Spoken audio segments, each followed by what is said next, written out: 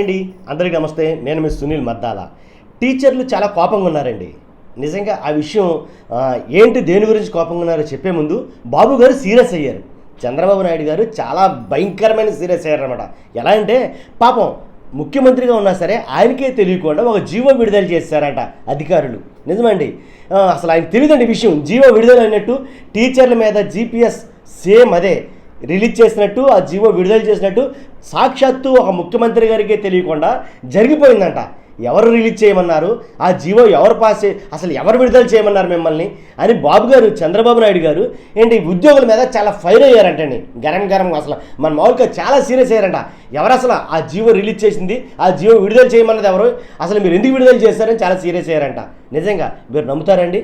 నిజంగా ఏదంటే టీచర్ల జీపీఎస్ ఏదైతే జీవో ఉందో అది ఎందుకు విడుదల చేశారని చంద్రబాబు నాయుడు గారు సీరియస్ అయ్యారు. నిజంగా ఇదంతా ఏంటంటే ఎలా ఉంటుంది ఏంటంటే, వీడియోలోకి వెళ్ళే ముందు నాది రిక్వెస్ట్ ఉందండి, మర్చిపోద్దు ఖచ్చితంగా లైక్ చేయండి, నాకు కొంచెం మోటివేషన్గా ఉంటుంది. అలాగే కొత్త వాళ్ళైతే కనుక మన ఛానల్ని పక్కాగా సబ్స్క్రైబ్ చేసుకోండి.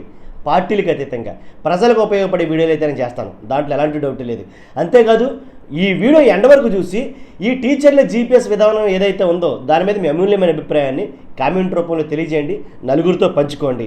ఏంట్రా ఇదేంటి అసలు జీవో విడుదల చేయడం ఏంటి, ఆ జీవో బయటికి వెళ్ళటం ఏంటి, ఆ జీవో మీద పెద్ద రాద్ధాంతం జరుగుతుందేంటి, టీచర్ల సంఘాలన్నీ కూడా ఆగ్రహం ఎందుకు వ్యక్తం చేశాయి, టీచర్ల సంఘాలు ఎందుకు ధర్నాలు చేస్తున్నాయి, ధర్నాలు చేసిన తర్వాత కోపాలు చేసిన తర్వాత ఎక్కడెక్కడ రభస చేసి రచ్చరచ్చ చేస్తూ ఉంటే టీచర్లు ఇప్పుడు తెలిసిందంట చంద్రబాబు నాయుడు గారికి. అరే ఆ జీవో ఎవరు విడుదల చేశారు నాకు తెలియదే, కనీసం నాకు చెప్పి చేయాలి కదా, మీరు ఏది చేసినా ఎవరు విడుదల చేయమన్నారు మిమ్మల్ని ఆ జీపీఎస్ రద్దు అనేది ఎందుకు దాని విషయంలో మీరు ఎందుకు జీవోని పాస్ చేశారు అని చంద్రబాబు నాయుడు గారు మాట్లాడడం రాష్ట్ర ప్రజలందరికీ, నాకు కాదు కానీ మ్యాక్సిమం రాష్ట్రంలో ఉన్న ప్రజలందరికీ ఆశ్చర్యాన్ని కలగజేసిందండి.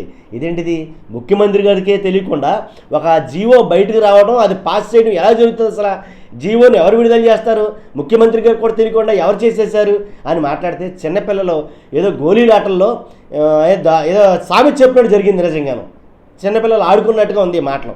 కాబట్టి ఎందుకు మాట్లాడుతున్నారు ఇలా అంటే కనుక, జీపీఎస్ రద్దు చేస్తాం మేము అధికారంలోకి వచ్చిన తర్వాత అని చంద్రబాబు నాయుడు గారు ఎన్నికలకు ముందు ఏదైతే ఎన్నికల హామీల్లో భాగంగా, ఇది కూడా హామీనే అనుకోండి, జీపీఎస్ని మేము వచ్చిన వెంటనే మేము అధికారంలోకి వచ్చిన వెంటనే ఏదైతే టీచర్లు ఉద్యోగులు ఏదైతే మీరు కొన్ని ఇబ్బందులు ఎదుర్కొన్నారో ఆ జీపీఎస్ వల్ల, ఆ జీపీఎస్ ఏదైతే ఉందో దాన్ని మేము రద్దు చేస్తాం, కాబట్టి మేము అధికారంలోకి వస్తే కనుక ఖచ్చితంగా అది చేస్తాం అని చెప్పి వాగ్దానం చేశారు, ఎన్నికల్లో ప్రగల్భాలు పలికారు.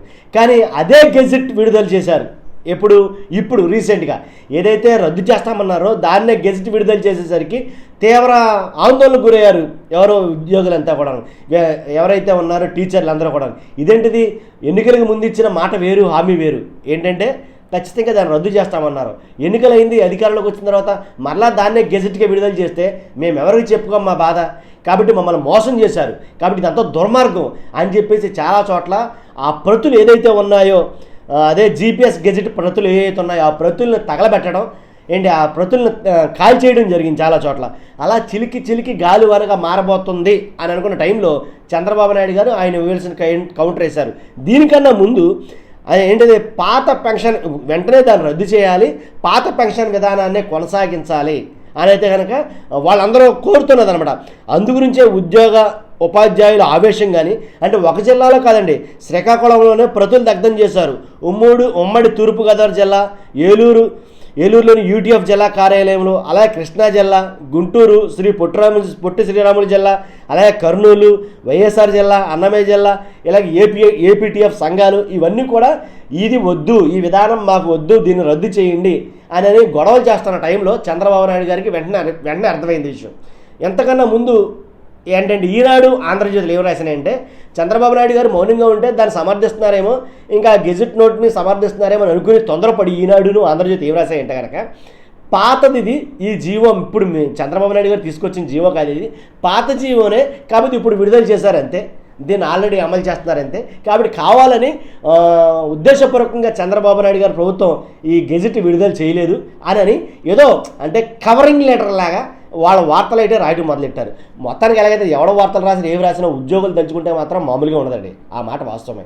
కాబట్టి ఏదైతే ఉద్యోగులు కావాలని ప్రభుత్వాన్ని మార్చి వేరే ప్రభుత్వాన్ని వాళ్ళకి కావాల్సిన ప్రభుత్వాన్ని తీసుకొచ్చుకున్నారో ఏదో న్యాయం జరుగుతుందని, అలాగే తమకు అన్యాయం జరిగింది గత ప్రభుత్వంలో, ఈ ప్రభుత్వంలో న్యాయం జరుగుతుందని ఆలోచించే వాళ్ళు ఓట్లేసి గెలిపించారు. అదే ప్రభుత్వం మళ్ళీ అదే జీవోని గెజిట్ రూపంలో మళ్ళీ విడుదల చేసేసరికి ఏం చేయాలో తెలియదు. కరామంటే కప్ప కోపం, విడమంటే పాము కోపం అన్నట్టుగా అయ్యింది ఉద్యోగస్తుల పని. కాబట్టి అది ఇంకా అలాగే జరుగుతుందని తెలిసి ఇలా ఒక్కరు రూపం చూపించారు. వాస్తవంగా చెప్పాలంటే కనుక ఇంకా స్టార్ట్ చేయలేదు. అసలు స్టార్ట్ చేయడం కొన్ని జిల్లాల్లో ఓన్లీ ఏదైతే గెజిట్ నోట్ విడుదల చేశారో ఆ ప్రతులు మాత్రమే తగలెట్టే పనిలో ఉన్నారో ఉద్యోగస్తులందరూ. ఇది ఆ నోట ఈ నోట ఏంటి మొత్తం అందరికీ స్ప్రెడ్ అయినప్పుడు చంద్రబాబు నాయుడు గారు తేరుకుని ఒక స్టేట్మెంట్ అయితే పాస్ చేశారు. అరే నాకు తెలియదే విషయం, ఇది అసలు గెజిట్ నోట్లో అసలు ఎలా విడుదల చేశారు ఈ జీవోని, నేను చూడలేదే ఈ జీవో అసలు.